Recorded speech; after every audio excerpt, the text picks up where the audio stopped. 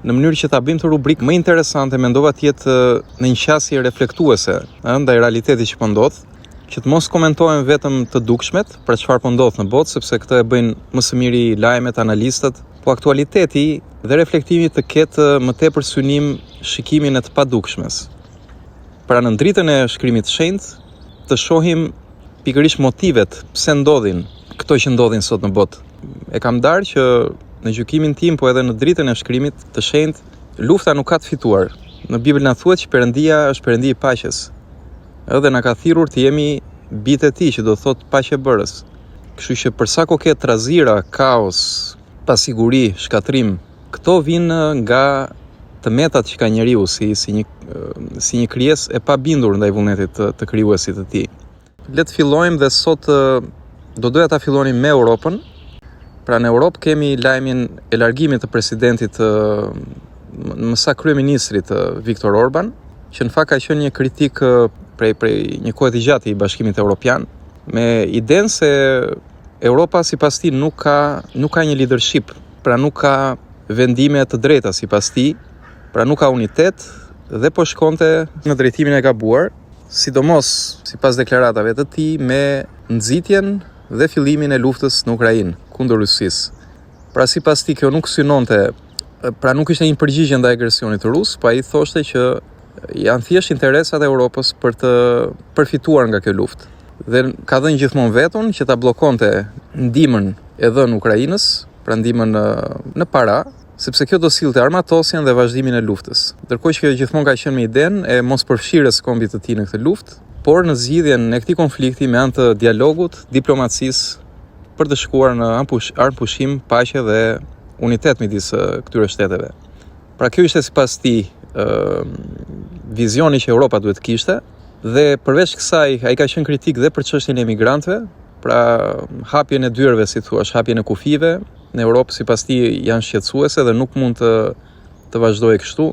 Dhe ka qenë gjithashtu një, si të thuash, propagandues, le ta quajmë, i vlerave sipas tij të krishtera në Hungari, pra në popullin e tij po flasim, ku duhet të qëndronte Zoti, familja dhe shteti, dhe jo të eliminoheshin këto parime. Dhe kjo ka mbajtur Orbanin në pushtet për një kohë të gjatë, por tashmë ai ka humbur zgjedhjet dhe rivali i tij, pra Peter Magyar, ka fituar zgjedhjet, pikërisht me një premtim kryesor që do zhbllokonte fondet e Bashkimit Evropian, të cilat Bashkimi Evropian ja kishte bllokuar Hungarisë gjatë kohës së Orbanit, pra Viktor Orban, kryeministrit të kaluar. Atëre fondet për shtetin hungarez ishin bllokuar dhe flitet për rreth dikute 35 miliard, në mos gaboj, euro. Ndërkohë, gjatë fushatës tham që rivali Orbanit, Magyar, erdhi me premtimin që ai do rihapte, si thuaç, diplomacinë në Europën. Qëllimi ishte për të zhbllokuar këtë fond.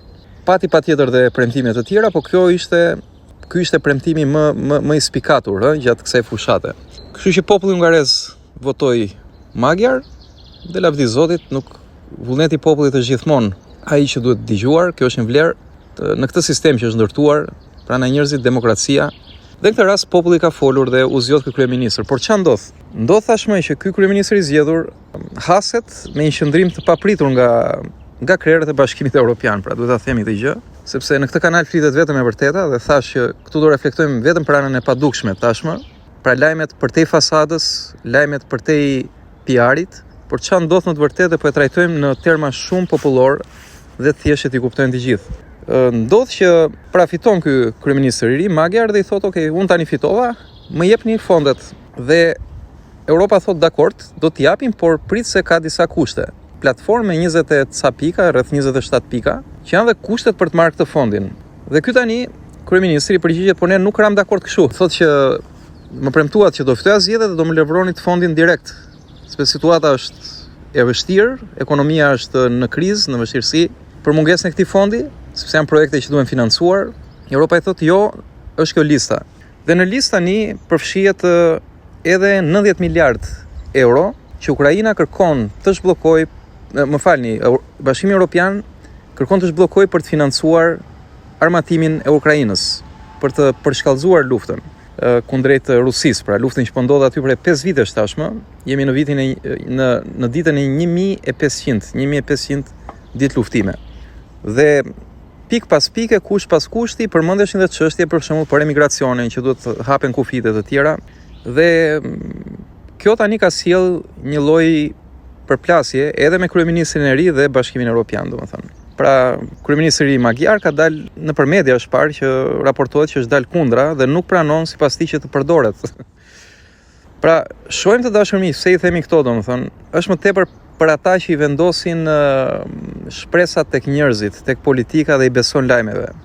Bibla na thotë që asgjë të re nuk ka në këtë botë, njerëzit janë mëkatar dhe luftrat zhvillohen vetëm nga lakmia, kryesisht lakmia për para, që të shon tek lakmia për pushtet. Dhe pse ndodh kjo, thot shkrimi i shenjtë, sepse ju thot dëshironi atë që ka tjetri dhe vazhdoni thot dëshironi dhe nuk keni, sepse nuk e dëshironi këtë gjë sipas një vullneti të mirë. Pra doni të merrni gjën tjetrit. Dhe për ata që njohin pak historinë, shohim që çdo luftë bëhet vetëm për të marrë pasuritë e tjetrit, bëhet për territor, pra me pak fjalë. Dhe strategjia më e lashtë është për ça dhe sundo, sidomos dhe përfshirja e palëve të dyta dhe të treta, siç po shohim konfliktin në Ukrainë.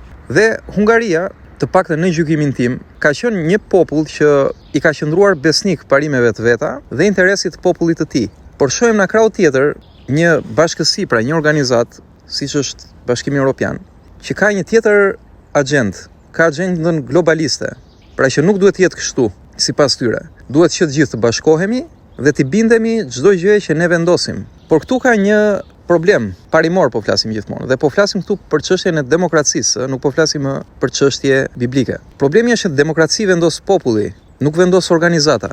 Pra nëse populli hungarez ka votuar këtë kryeministër të ri, vetëm për të levruar fondin dhe për të vazhduar, për të pasur kufit e mbyllur ndaj emigrantëve, për të pasur kufit e mbyllur ndaj agjendave, do thëja ekstremiste liberale, që e heq besimin fetar nga lista dhe nxit agjendat e lirive seksuale e të tjera me radhë. Kjo nuk është e drejtë, sepse populli nuk e ka votuar këtë kryeministër për këtë gjë. Por Europa tani, e cila nuk i tha që do t'jap këto para në këmbim të kushte, por i tha unë do t'jap para direkt nëse ti mund këtë Orbanin, që na është bërë si hal në sy. Tashmë i thot, dakor do t'jap, po prit se ke këto 20 e ca kushte për të mbushur. Pra kjo tregon që lufta e Orbanit pas ka qenë e drejtë. Dhe kur them lufta, një luftë diplomatike.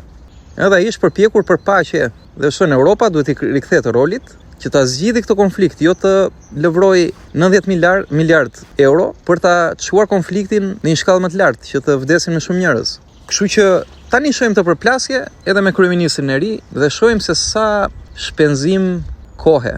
Dhe nuk po flasim 5 vite, kemi qenë në vitin 2007 që ka nisur ky konflikt me Rusinë, për ata që kanë ndjekur çik më thellë gjërat. Pra që me projektet ushtarake, domethënë, me armatosin e Ukrainës dhe Gjeorgjisë më poshtë, për t'i bërë bashkë dhe për të goditur Rusin nga pjesa jugore. Pra që në 2007 ka nisur, flasim de jure. De facto ka nisur në 2014, kurse në 2021 pam reagimin e madh të Rusisë pasaj kundër kësaj gjëje. Pasi ishte përpjekur ta zgjidhte në mënyrë diplomatike. Dhe tani ç'a shohim? Pra dëm në kohë, dëm në para, dëm në jetë njerëzish, pra humbje në gjithçka. Dhe shohim që edhe me gjithë investim që është bërë dhe kanë qenë në farë mënyra të hapura ndërhyrjet europiane për fitoren e këtij kryeministrit të ri në Hungari, pra që në financim, që në PR dhe ndërhyrje, si thua, në zgjedhje. Kjo është bërë gati e hapur dhe këtë ndërhyrje ata e bën dhe në Rumani. Pra shohim në një krah që ata flasin që jemi për vlera demokratike, për të drejtat e njerëzit, për popullin, për të gjitha, por kjo nuk është e vërtetë, dashur miq, sepse ata po ndërhyjnë në zgjedhje, pra edhe në Rumani hoqën dikë që ishte po kritik ndaj këtyre politikave dhe vuni tjetër. Pra manipuluan zgjedhjet. Dhe këtë e ka thënë administrata amerikane, nuk e them unë, pra ka thënë dhe vetë Donald Trump. Tashmë për çështjen e Hungarisë u prononcua J.D. Vance, që ka ndërhyrje, por më e trishta, gjëja më e trishtë është që këta që flasin për demokraci, vetë krerët e Bashkimit Evropian nuk janë të zgjedhur në mënyrë demokratike.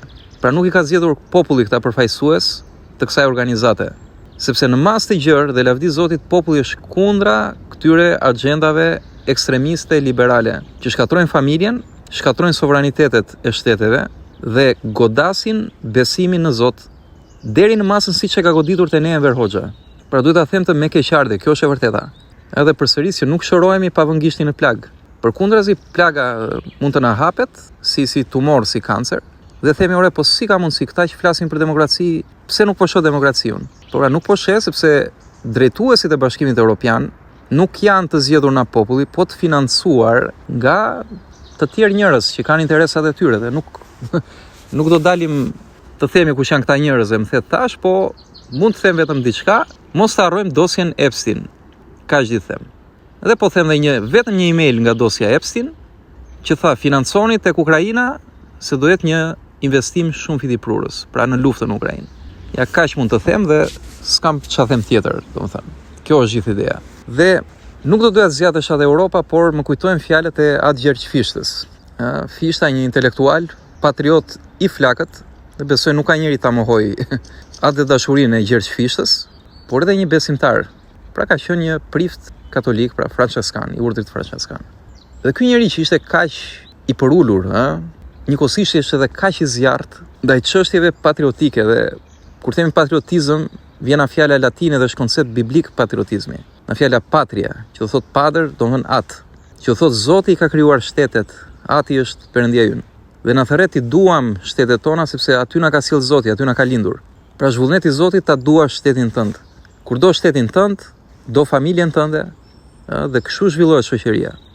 Ky është koncepti i krishterë që mëson krishtërimi. Por shohim këtë organizatë që është themeluar në këto vlera, që se mos harrojmë, është fakt i njohur që Europa është krijuar si një klub i krishterë. Për këto rrënjë dhe vetë qytetërimi evropian, vlerat që ka pasur në të kaluarën janë të gjitha të krishtera si parime. Harmonia, vllazëria, dashuria, toleranca, paqja, të gjitha janë të krishtera. Dhe kështu formua në këto koncepte, pra. Flasim kohën e Jean Monnet, pra në fillimet kur është hedhur si projekt. Po ç'a ndodh tani me kalimin e kohës, dhe këtë ka thënë vetë kryeministri jon, ka folur ai vet atje, është këputur në këto parime dhe është bërë më taktike. Ç'a do thot taktike? Është bërë luftarake. Nuk është më për paqe, është për luftë. Pse? Unë mendoj sepse është, si thua, ka marrë modelin amerikan, ka marrë financimet amerikane dhe i shërben agjendave amerikane. Pra jo Amerikës si shtet, po agjendave të politikës së jashtme amerikane. Ajo që do të thot ekspansion, pushtim territoresh të reja. Dhe ç'a jep Amerika? Jep siguri ushtarake, NATO-ja, treg i gjerë dhe i përbashkët, në këtë rast Bashkimi Evropian, domethënë, pra tregu global, dhe demokraci dhe drejtat e njerëzit. Ata i thënë demokraci, po në mund të jetë demokraci kur nuk vendos populli si në rasti konkret.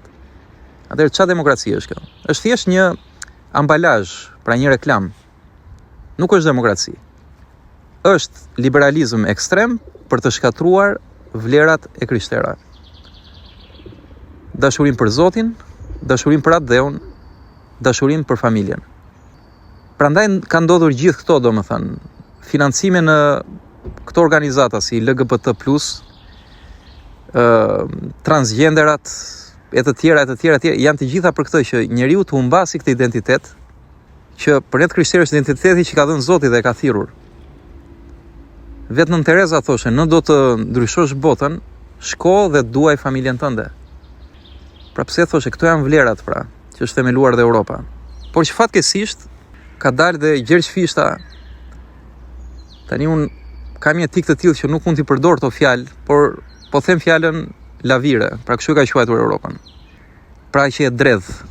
Dhe edhe të tjerë mendje të ndritura kanë sjell mënyra se si qasej Europa edhe në kohën e Skënderbeut. Që këtej i thoshte Skënderbeut që do të financojmë, këtej ja drithe, këtej shkonte me Turkun, pra asgjë e re, domethënë. Është e njëjta gjë.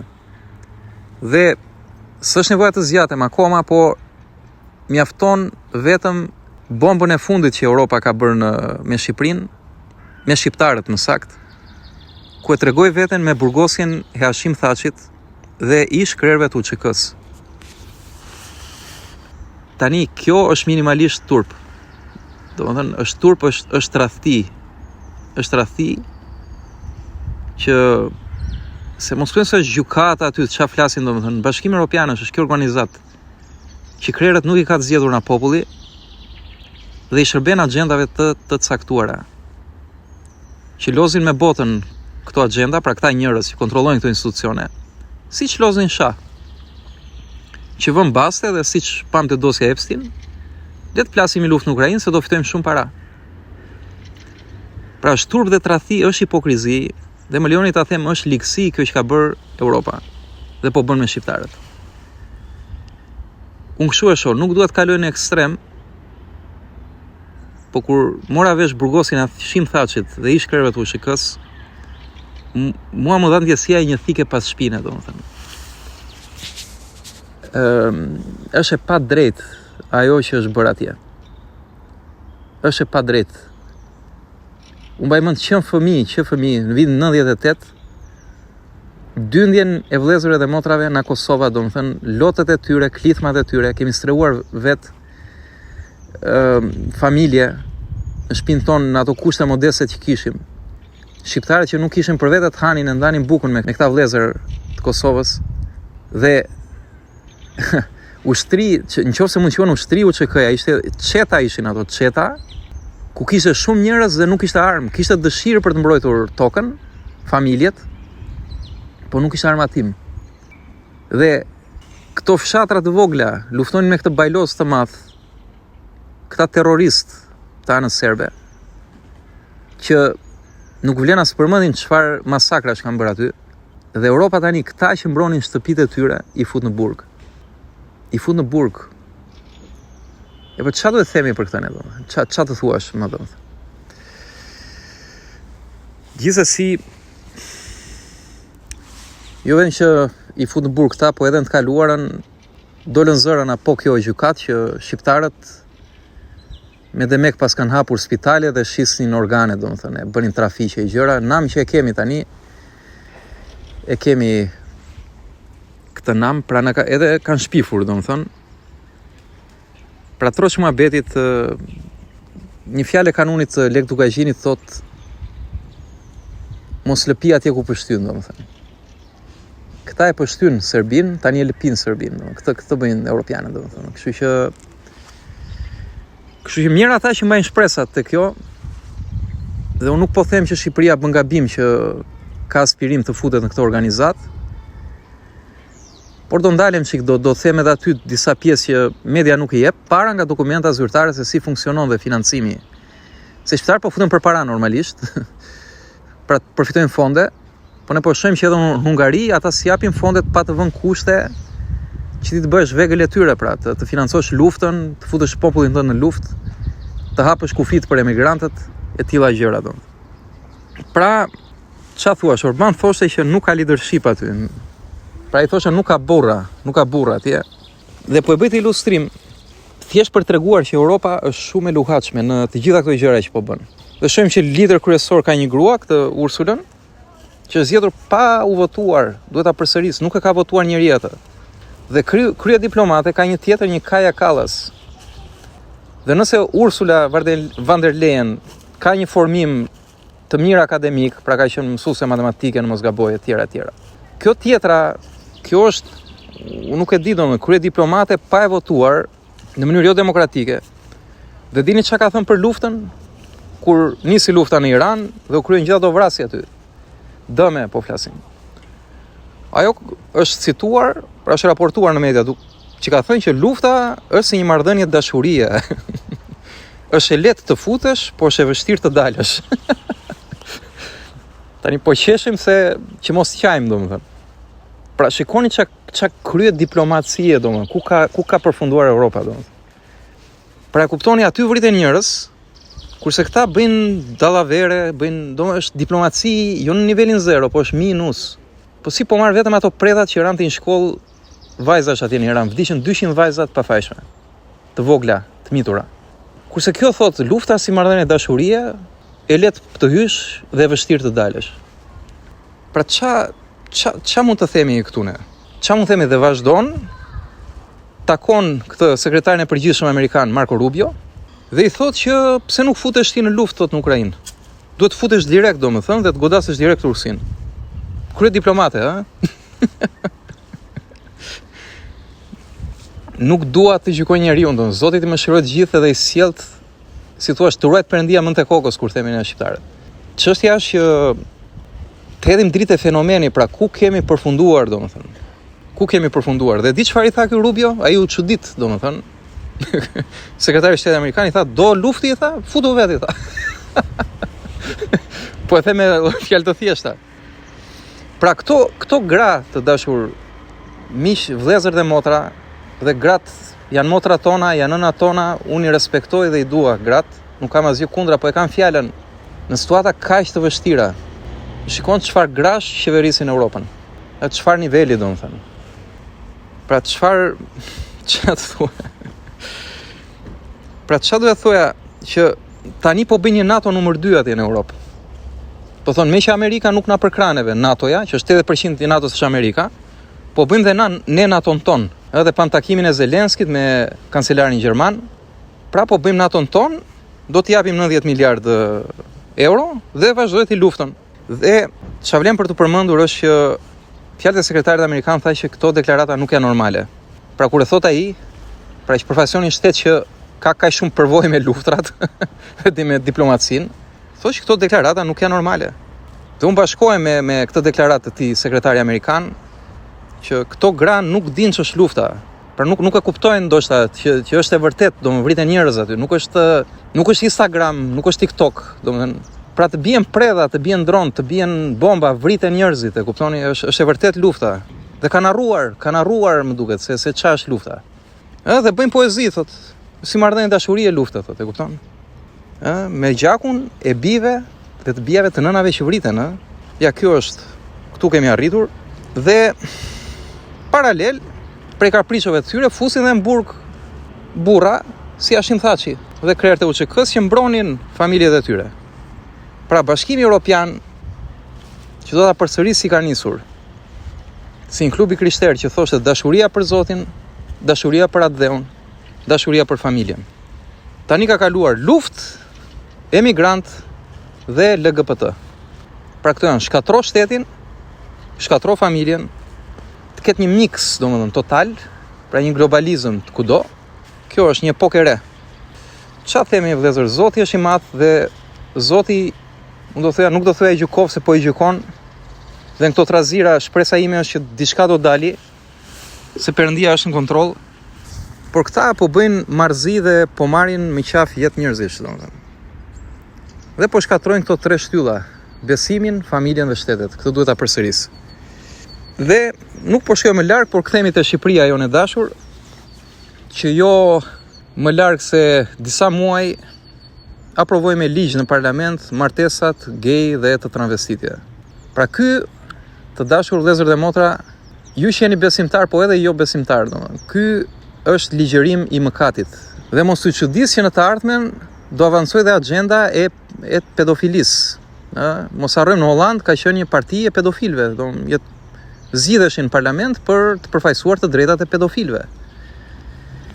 Dhe sot kemi internetin, shohim platforma si TED Talks për shembull, për ata që e dinë, ku thonë që pedofilët thjesht duhet i ndihmojmë se ata, si thuaç, të kemi keqardhje për ta, se ata nuk mund të dashurojnë në një mënyrë normale, pra duhet t'i plotësojmë, do si thuaç, këto nevoja, të gjejmë mënyra.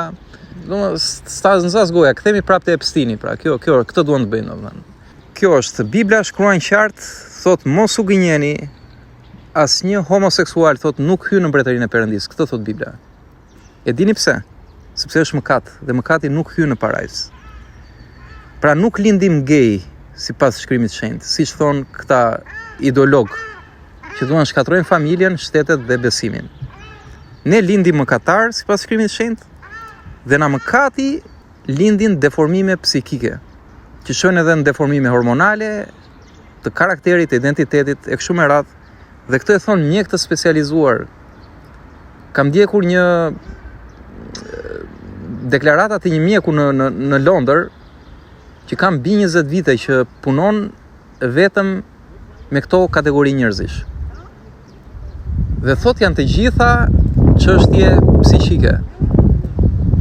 Pra probleme që mund të kemë pasur në familje, trauma e të tjera kanë shkaktuar këto deformime seksuale.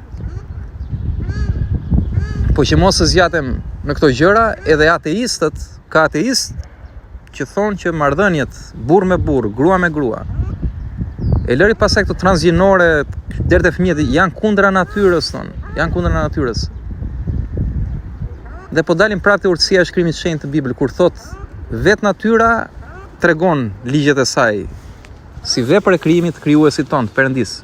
Mjafton shikosh natyrën si funksionon dhe kupton këtë gjë. Pra edhe ateistët, ateistë i njohur janë shprehur që po del kundra ekosistemit, kundra gjithësisë, domethënë. Çfarë është kjo domethënë? Dhe Shqipëria votoi këtë ligjin dhe kuptoi kjo ishte si ajo lista me ato kushte që i dhanë atij kryeministrit të Hungarisë, edhe Shqipërisë i thanë do të futesh në Europë, okej, futet edhe këtë ligjin tani.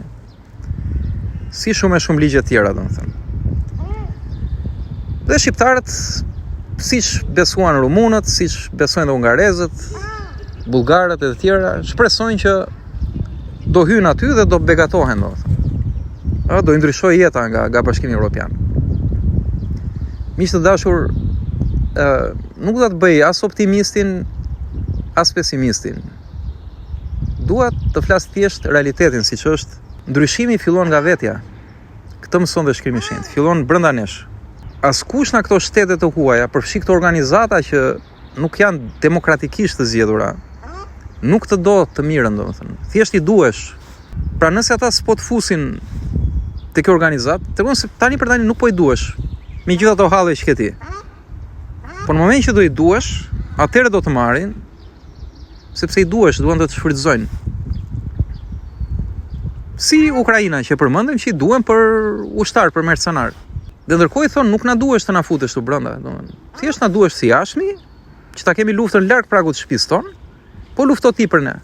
Dhe kanë thënë, kemi parë politikanë të njohur, domethënë, duke dhe ish kancelar gjerman e të tjera, që ka përmendur fjalën dirty job. Pra ata po bëjnë atë dirty job, domethënë punën e pistë për ne. Dhe kemi mirë fare. Pra ne paguajmë lekët, rrim këtu, ata bëjnë punën për ne, domethënë, argatët. Tani për tani, si e shoh unë, domethënë, duke parë dinamikën e gjeopolitikës dhe çka ka ndodhur në Shqipëri, Shqipëria i duhet këtyre globalistëve, po themi, vetëm për tranzit dhe për depo, për strehim, domethënë, strehim e migrantësh. Pra kemi parë që Shqipëria përdoret gati si një kosh, domethënë. Tani të themi atë që është. Flas në aspektin gjeopolitik. Pra ka bërë strehimin e mujahedinëve, zyrtarisht, ka bërë strehimin e sirianëve, ka bërë strehimin e afganëve, ka bërë strehimin e afrikanëve në atë kampin në Shëngjin. Madje kanë dashur të sillin dhe ato plerat e jugut të Italisë, sikurse edhe mbetet kimike, nëse ju kujtohet, Po lavdi Zoti që pati protesta, dhe protesta të paqta, thjesht reagim popullor, që ne nuk i duam këto armë kimike, domethënë, të vinë me demek të demontohen në Shqipëri, sepse pan që ndodhi dhe me Gërdecin, që ishin fishek, shpërtheu dhe humbën jetë njerëzish atje, të kujtohemi, 36 viktima në mos gaboj. Ndërkohë imagjinoni të vinë armë kimike që ato hapen dhe në ajër, domethënë, si ti parandalosh ato. Pra, këto bën Shqipëria. Dirty jobs, punë të pista. Dhe çfarë fiton? Po ja çfarë fitoi? Martesat gay, burgje, kampe. Dakor, disa fonde kështu që jepen ande këndene për oje që kaq. Dhe disa thonë tani që do na japi lek Bashkimi Evropian kur të futemi atje. Po ja shikoni Hungarinë ose çfarë Hungaria, shikojmë Rumaninë. Po marr Rumaninë që kam si rast të njohur, domethënë. Kur hyri Rumania në Bashkimin Evropian, investimet e mëdha strategjike që u bën në Rumani, po e them shkurtimisht, u bën për rrugë tregtare. Pra jo rrugë që i shërbenin popullit brenda Rumani. Po rrugë si ajo që përmenden në Shqipëri, koridori blu, çan ato koridori i kaltër. Pra rrugë tregtare që Europa t'i shesi mallrat Rumanisë, mallrat e saj. Pja thjesht rrugë eksporti. Është Europa të përfitoj. Dhe Rumani pam që falimentuan bizneset vendase, sepse hyn mallrat europiane dhe nuk i konkuronin dot. Ja kjo është. Pra ata t'japin lek që të marrin lek. T'japin 2 lek për të marrë 10 lek. Pra kështu ka funksionuar dhe kështu funksionon gjithmonë. Mos të bëhemi naiv të dashur miq. Kjo është e vërteta. Nuk të do njëri të mirën, duhet ti duash ti vëllezrit, motrat e tua, vendin tënd.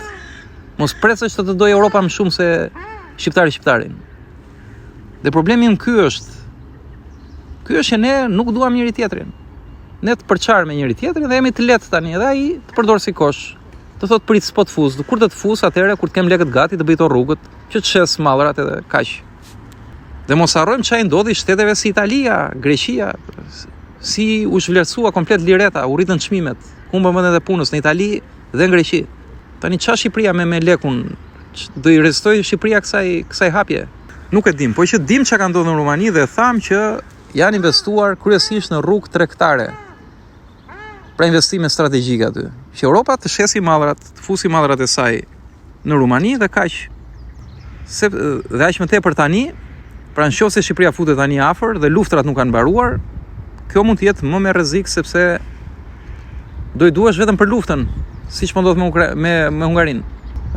Sepse tani prioriteti europian është luftë me Rusinë, që të shpërbëjmë Rusinë që t'i marrin mineralet dhe naftën. Lajmet janë shumë të varfra dhe propagandë. Janë lajme si në kohën e Enver Hoxhës, që mbajmë krahun e më të fortit, siç mbante Shqipëria komuniste krahun e Kinës, domethënë. Tani themi, çfarë thot Amerika dhe Europa është ligj për ne. Pra është bërë si fe e re, domethënë, si komunizmi i ri. Shikoni realitetin, martesat gay për shembull, ndodhi apo nuk ndodhi? Kjo luftë po ndodh apo s'po ndodh? Po shihni deklaratën e një parlamentarit Partisë së Gjelbër, që është koalicion me qeverinë gjermane në kohën e Olaf Scholzit. Tha na duhet Ukraina sepse ka këtë litiumin dhe minerale tjera që përmendi ai. Pra na duhet, prandaj po luftojmë për të marrë ato dhe kështu ka qenë gjithmonë, që në lashtësi luftrat janë vetëm për zhvatje.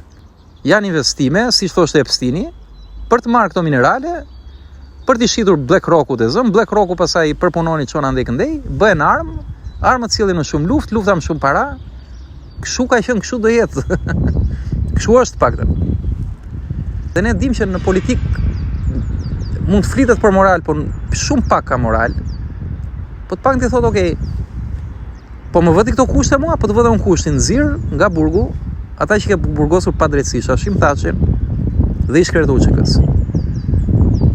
Dhe kërko falje që na ke thënë që ne jemi mafje dhe trafikant organesh, pas kemi marrë ne serb, dhe pas kemi qitur organet. Janë shpifje, pse nuk qëndron Shqipëria për të gjëra? A është shteti vogël? Po Serbia çfarë është, shteti i madh Serbia? Pse në Serbi mund në qendër të Beogradit edhe biznese amerikane, dhe biznese ruse, dhe biznese kineze, dhe biznese turke ke bashkë atje. Dhe shumë shqiptar kanë vizituar Beogradin. Shikoni, keni Microsoftin mund në qendër aty. Keni Huawei 2 hapa më larg. Keni Rosneftin. E të tjera domethënë. Pse Serbinë e lejokan këta të bëj biznes dhe me Rusinë, dhe me Kinën, dhe me Amerikën, dhe me Turkun, dhe me të gjithë, kurse ne si kohën e Enver Hoxhës, domethënë. Ne nuk na lejokan. Po bëjti martesa gay, bëjti këtë. Po ti për mua çfarë po bën? Po mburgos? Po më thua trafikant organesh? Po ja, kjo është e dashur miq. Dhe kur them Shqipëria nuk është më e madhe, nuk është më e vogël se Serbia, them sepse në popullat në botë ka të paktën 11-12 milion shqiptar, aq që edhe serb. Pra territori i tyre mund të jetë më i madh tani, por Shqipëria si shqiptar pothuajse njësoj janë në madhësi me atë popull atje. Ja, pra kjo është, nuk ndodh sepse janë përçarë shqiptarët. Dhe shqiptarët kanë më të lehtë ti shërbej të huajt se sa ti shërbej tjetrit, vllajt të tij, motrës së tij. Pse? Sepse bie pre mashtrimeve, se është naiv në natyra. Duhet ta themi këtë gjë, është naiv në kohën e komunizmit. Që ka qenë komplet propaganda e sofistikuar e sistemit dhe është mësuar që 50 vite t'i besoj asaj propagande dhe tani beson lajmeve, sigurisht burimi i të vërtetës lajmet. Lajmet janë thjesht propagandë e grupeve që paguajnë për të folur atë gjë, për të folur interesat e tyre, për të manipuluar, për të bërë larje truri njerëzve. Po shkoni çfarë po ndodh, ata thonë këtej Shqipëria ka bërë hapa, këtej të fusin burg çfarë po bëjnë në Shqipëri? Pse nuk ka Microsoft në Shqipëri? Pse nuk bën Shqipëria një kontratë me Rosneftin, siç ka bërë dhe Serbia? Do vinte gjithë ato fabrika, gjithë ato minierat, qymërgurit e të naftës, të gjitha gjërat, domethënë. Pse nuk ka me Huawei, pse nuk ka një fabrikë të Teslës siç e ka në Serbi? Pse i ka Serbia si ka Shqipëria? Sepse serbit Europa i fërkon kokën. Dhe unë dyshoj që serbët mund të kenë thënë dhe për këta shqiptarët, ish komandantët e UÇK-s i fusin burg. Se nuk shoh lidhje tjetër logjike. Se këtej flasin me kundër Serbisë, këtej hapin fabrika atje. Kurse Shqipërinë me e ledhatojnë, i thonë ke bërë progres, po e së mirë këtej me të keq. Pra nuk po them të dashur miq se mos hysh në Europë. Hyj në Europë se Shqipëria është një vend i vogël. Ka probleme me sistemin e saj politik, me gjykatat, me ekonominë, ka shumë probleme dhe Mund t'i shërbej kjo gjë, po puna është për çfarë po hyn aty. Pra kjo është pyetja, për çfarë po hyn? Dhe më e rëndësishme është si po hyn, si po e prezanton veten, kush je ti? Se më kujtohet një shprehje Ramizalis kur takua me studentët në 90-ën. I thoshin ata duam demokraci, po ç'është demokracia, thosh ai? Ata nuk e dinin. E rrinin kështu studentët. Por më thoni ç'a doni, thoshte. Ta bëjmë Shqipërinë si gjithë Europa, thonin pastaj. Kjo është demokracia? Ca thonin po, ca thonin jo. Pra nuk e dinin ç'a donin. Dhe ai ka thënë një fjalë me mend që dua ta përsëris. Ka thënë hyni atje, tha, dakord, hyni në Europë. Po hyni si të vërtet, si shqiptar, si burra. Mos hyni, i thoshte, si majmun. Ja këtë ka thënë ai. Njësoj vlen dhe për ne sot, nuk ka ndryshuar shumë gjëra. Për çfarë po hyn në Europë dhe si po hyn? Të marrin në përkëmb apo të qëndrosh për drejtat e tua? Por po ke vendosur të shesësh veten, siç gjasat janë që po ndodhin, atëherë një filozof i lashtë romak thoshte, do të shesësh veten? Është vendimi jot, por të paktën thoshte, shite shtrenjtë. Ja këtë thoshte ai. Shite shtrenjtë veten, pak siç po e shet Serbia. Serbia po e shet shtrenjtë, se ata po e shesin. Ata mbajnë mirë si me Rusin, si me Amerikanin, si me Kinezin, me të gjithë edhe ja, në rregull. Pasurohen ata. Shqipëria po pasurohet. Të dashur miq, Europës i duhen krah për luftë dhe lek. Se lufta do para. Europa ka plan vetëm të shpërbëj Rusin dhe të zhvasi mineralet e saj, dhe thon vetë ata, nuk e them unë. Kurse Amerika ka plan paralel të zhvas Iranin. Dhe tani lufta moderne është që Europa bën luftë me gjakun e ukrainase, pra fut ukrainasit të luftojnë për ta. Amerika donte të fuset kurdët. Kurdët u trembën dhe refuzuan. Dhe prandaj kanë ngelur kështu tani, kanë ngelur si pezull dhe konfliktet vetëm përshkallëzohen. Pra edhe unë që mund të kem folur, kam demaskuar në një farë mënyrë këtë të vërtet frymërore që ne nuk e shohim dot nëpër ekran, nuk është nxitje për të rebeluar ndaj pushtetit. Absolutisht, pushteti meriton të bindesh, por ti pasaj, si thua, vendimet e jetës tënde, të familjes tënde, drejtimin e jetës, pra sistemin e vlerave tjera, është përgjegjësia jote. Prandaj edhe vetë si Jezu Krishti thoshte, jepini Cezarit ç'është Cezarit, jepini Perëndis ç'është Perëndis. Pra Cezarit që është shteti, duhet i japim atë që shteti kërkon. Por Perëndis duhet i japim atë që Perëndia kërkon, pra meriton. Dhe është adhurimi. Adhurimi do thotë të jetosh me drejtën e Zotit, të jetosh në rrugën e Tij. Dhe këtë rrugë nuk mund ta dallojmë dot nëse nuk dim shkrimin dhe pra po të lexojmë për shembull në Bibla tek 1 Pjetrit 2:13-16 na thotë nënshtroheni pra për hir të Zotit çdo pushteti njerëzor. Pra këtë kërkon Bibla, nënshtroju për hir të Zotit, se ky është vullneti i Zotit, çdo pushteti njerëzor. Qoftë mbretit si më të lartit, qoftë qeveritarëve thotë, si të dërguar prej Tij për të ndëshkuar keqbërësit dhe për të lavdëruar ata që bëjnë të mirën. Sepse ky është vullneti i Perëndis, shkruan që ju duke bërë mirë t'ja mbyllni gojën paditurisë së njerëzve të pamend. Silluni si njerëz të lirë, thotë shkrimi, po jo duke përdorur lirinë si një pretekst për të mbuluar ligësinë, këtë që po bën Europa. Në emër të lirisë mbulojnë ligësinë që po bëjnë. Por si shërbëtor të Perëndis, lavdi Zotit. Pra këtë thotë shkrimi. Pra nënshtrohu do thotë bindju dhe mos u rebelo kundra qeverisë tënde, nëse do të kesh një shtet fort. Sepse Perëndia është Perëndi i rregullit. Pra çdo pushtet njerëzor thotë, qoftë mbretit më të lartit, qeveritarëve, deri tek doganat, tatimet, të gjitha ti bindesh. Sikurse ata të jenë të dërguar prej Perëndis thotë, për të ndëshkuar keqbërësit. Pra Perëndia është Perëndi i rregullit. Dhe për të përlëvduar thotë pushteti ata që bëjnë të mirën, sepse ky është vullneti i Perëndis.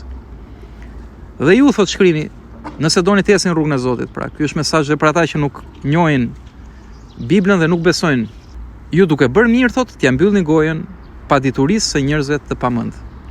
Dhe fatkeqësisht që këta njerëz të pamend që duan ta largojnë dhe njeriu nga Zoti, këtu na thuhet që janë të paditur. Dhe pastaj na thuhet vargu tjetër që kjo dituri të çon në ligësi. Pra silluni si njerëz të lirë, po jo duke përdorur lirinë si një pretekst për të mbuluar ligësinë.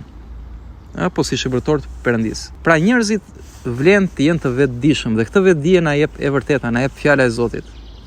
Fjala e Zotit na ndriçon dhe na bën të shohim realitetin siç është, përtej fasadës. Përtej kësaj lirie që propagandohet, demokracie, andaj këtej, ndërkohë që mbulon ligësinë kjo në krau tjetër. Se po shohim sot elitat që tjetër gjë thon, tjetër gjë bëjnë. Tjetër gjë bëjnë. Për këtë ishte gjithë kjo analizë, gjithë ky reflektim që ndava me ju sot, dashur miq. Dhe kthehemi, pa dashur që ta bëj këtë video të gjatë, por si një përmbledhje javore. Pra kthehemi te Hungaria, pse problem tham, sepse Orban ishte kundra luftës dhe shikonte interesin e vendit vet. Çfarë gabimi ka kjo?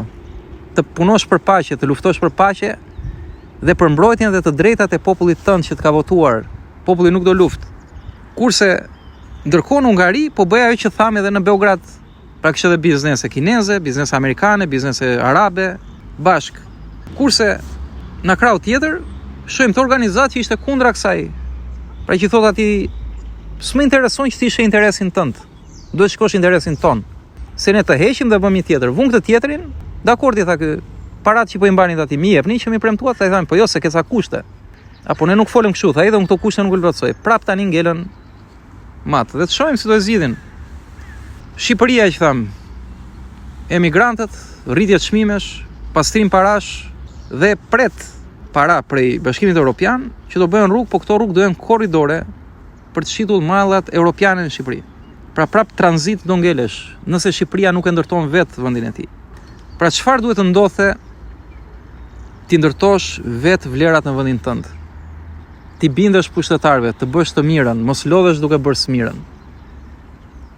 Dhe lirin ta jetosh me të vërtetë dhe e vërteta të bën të lirë. Fjala e Zotit, besimi, dashuria për familjen, dashuria për atë dheun. Këtë mëson Bibla. Dhe mos prit të ndërtojnë të huajt, sepse nuk kanë për të ndërtuar, më shumë kanë për të shkatruar. Po ndërtuan gjë aty, do të ndërtojnë vetëm për interesin e vet, jo për interesin tënd. Shikojmë rastin e Kroacisë për shkak. Kroacia nuk donte të futej në Europë, sepse kishte ndërtuar vetë vendin e vet. Europa si thuash e futi me zor aty. E futi me zor, e mori me zor. Bën pasaj një referendum, tani se mbaj mend rezultatin, po u vendos pasaj, le të futet, pa nuk donin të futeshin aty. Kjo do ishte ideale për Shqipërinë.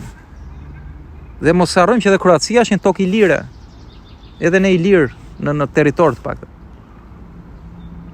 Po të kishim shembullin e Kroacisë, do ishim, dhe për mendimin tim, nëse ka një model që Shqipëria duhet shikoj, si model suksesi është Kroacia. Sepse ka dhe turizmin, ka dhe industrin, ka parime, pra është një vend i krishter në shumicë. Pra i qëndron këtyre vlerave dhe ndërtuan vendin ata.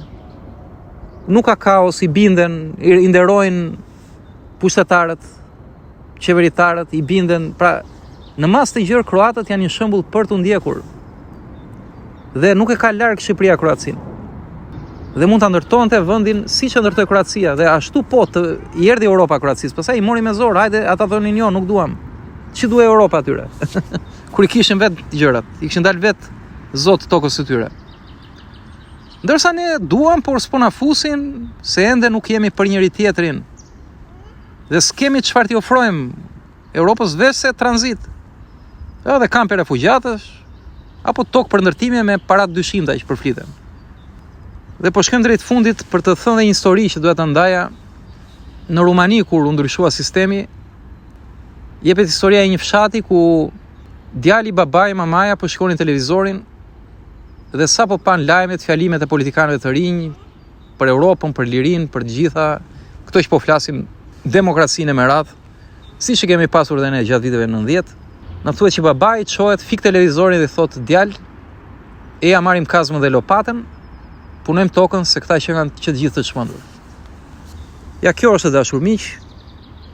Le të punojmë atë copë tokë që kemi, ta fitojmë bukën me djers, të kthehemi te Zoti, të duam njëri tjetrin, të duam atë dheun. Kështu ndërtohet vendi, jo duke i mbajtur shpresat që ja të futemi në BE dhe do na ndryshojë jeta. Nuk është kështu. Dhe në fund ta përsërisim ç'të bëjmë, t'japim Cezarit ç'është e Cezarit, t'i bindemi pushtetit, por t'japim mbi të gjitha Perëndis atë që është e Perëndis. Dhe teksa i tham gjithë këto gjëra, të dashur vëllezër dhe motra, mos të harrojmë atë që na thot shkrimi. Në këtë botë nuk do ketë paqe, po do ketë mundime, thot shkrimi. Por tek Ungjilli i Gjonit 14:27, vetë Zoti Jezu Krishti na thot që paqen po ju lë. Paqen time po ju jap, nuk po e jap ashtu siç po e jep bota, thot. Le mos turbullohet zemra juaj dhe mos u tremni. Pra ky është përmbyllja dhe urimi im i këtij mesazhi. Ka turbullira, ka pasiguri, po Zoti na flet duke thënë mos u turbulloni në zemrën tuaj dhe mos u tremni. Sepse kush zgjedh të besoj Zotin, të besoj fjalën e tij të vërtetën, ai kthehet tek paqja dhe merr paqen e Zotit që jep fuqi, urtësi dhe shumë dashuri. Që mos të preket nga këto trazira, nga ky kaos, nga këto turbullime që ndodhin në këtë botë. Dhe kuptojmë që si besimtar të krishterë fjalët e Jezusit janë për dishepujt e tij, pikërisht pra na jepet në prag të vuajtjes dhe kryqëzimit të tij, por mund të vlejmë për çdo si mesazh hynor, që paqen ta jep vetëm Zoti, sepse paqja nuk është si jashmi tek ato që ndodhin, por është tek zemra e çdo njeriu. Zoti t'ju bekojë të gjithëve dhe paqe në zemrat tuaja.